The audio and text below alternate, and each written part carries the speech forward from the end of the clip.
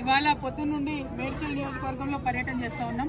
మరి మేడ్చల్ నియోజకవర్గంలో ప్రత్యేకించి మంత్రి మల్లారెడ్డి గారు ఉండి చాలా అభివృద్ధి చేసిన నేను అని చెప్పిండ్రు. దాదాపుగా ఒక టర్మ్ ఆయన ఎమ్మెల్యే ఉండే, ఒక టర్మ్ ఎంపీగా ఉండే, ఒక టర్మ్ మంత్రిగా ఉండే. కానీ ఇప్పుడు ఎక్కడ చూసినా జవహర్ నగర్ కావచ్చు, మేము దమ్మాయిగూడ కావచ్చు, అన్ని ఏరియాస్ తిరుక్కుంటూ వస్తున్నాం. ఎక్కడ చూసినా మౌలికమైనటువంటి వసతులు, తాగునీరు కానీ, రోడ్లు కానీ, స్కూళ్ళు కానీ, హాస్పిటల్ కానీ ప్రతి ఒక్కదానికి ప్రజలు ఇబ్బంది పడుతున్నటువంటి పరిస్థితి. అన్నిటికన్నా దారుణం ఏంటంటే ఇంత పెద్ద మేడ్చల్, మొత్తం ఇండియాలోనే అతిపెద్ద ఎమ్మెల్యే కాన్స్టిట్యున్సీ అని చెప్పుకునే మేడ్చల్లో, హైదరాబాద్కి కూతవేటి దూరంలో ఉన్న మేడ్చల్లో ప్రభుత్వ జూనియర్ కళాశాల కావచ్చు, ప్రభుత్వ డిగ్రీ కళాశాల కావచ్చు తక్కువనే. మొత్తం ప్రైవేట్ పరమైపోయింది, ప్రైవేట్ ఎడ్యుకేషన్ హబ్గా మారిపోయింది, గంజాయి గడ్డగా మారిపోయింది. మొత్తం మేడ్చల్ తప్పితే అభివృద్ధి వైపు అడుగులేసింది లేదు.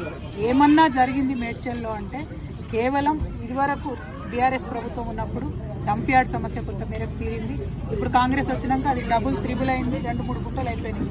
అదేవిధంగా అంతకుముందు కొన్ని పెన్షన్స్ వచ్చినాయి, ఆ పెన్షన్స్ ఇప్పుడు పెరగలేదు. అంతకు మించి మేడ్చల్లో నేను పూలమ్మినా, నేను పాలమ్మినా అని చెప్పే మల్లారెడ్డి గారు పూలమ్మడం పాలమ్మడంతో పాటు అనేక ఎకరాల భూమిని కబ్జా పెట్టిండ్రు. 2 రోడ్డు విస్తరణ ఏదైతే జరగాలో జరగకుండా అడ్డుపడతా ఉన్నారు. వారి కాలేజీలు, వారి యూనివర్సిటీలు తప్పితే ప్రజలేం బాగుపడ్డారని చూస్తే మాత్రం దారుణమైన పరిస్థితి. ఎందుకంటే గవర్నమెంట్ కట్టించిన డబుల్ బెడ్రూమ్ దగ్గరికి పోయొచ్చిన మేము పొద్దున 4000 మంది ఉన్నారు. 4000 మందికి 2-3 బస్సులు కూడా లేని పరిస్థితి. మరి మినిస్టర్గా ఉండి, లేబర్ మినిస్టర్గా ఉండి కనీసం మానవ హక్కుల కోసం ఆలోచించాల్సింది, అది చేయలేదు. ఇప్పుడు జవహర్ నగర్ మొత్తం ఏరియా అంతా చూస్తున్నాం. అందరితో కూడా 58, 59 జీవో కింద పైసలు కట్టించుకున్న రిజిస్ట్రేషన్. ఎందుకోసం కాలేదు రిజిస్ట్రేషన్? ఎందుకైతే లేవు? ఎట్లా మేయర్ గారి కుటుంబ సభ్యులకు రిజిస్ట్రేషన్ అయిందని చెప్తా ఉన్నారు, మల్లారెడ్డి గారి కుటుంబ సభ్యులకు రిజిస్ట్రేషన్ అయిందని చెప్తున్నారు. వాళ్ళకు మాత్రం రిజిస్ట్రేషన్ అయ్యి సామాన్య ప్రజలకు ఎందుకు రిజిస్ట్రేషన్ కాదు? ఎవరు కాపాడుతున్నారు మల్లారెడ్డి గారిని? ఎవరు అండదండలు చూసుకొని రిజిస్ట్రేషన్ చేసేటోళ్ళు? మేము మాత్రం దీని మీద న్యాయ పోరాటం తప్పకుండా చేస్తాం. ఏదైతే 58, 59 కింద లక్షలాది రూపాయలు కట్టి పేద ప్రజలు వెయిట్ చేస్తున్నారో అవి రిజిస్ట్రేషన్ అయ్యేంత వరకు అవసరమైతే సుప్రీంకోర్టు దాకా కూడా తెలంగాణ జాగృతి పోతుంది, పోరాటం చేస్తుందని.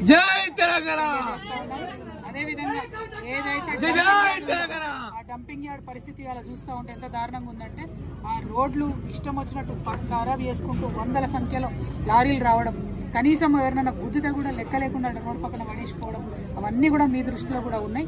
అటువంటి పరిస్థితుల నుంచి మారాలి.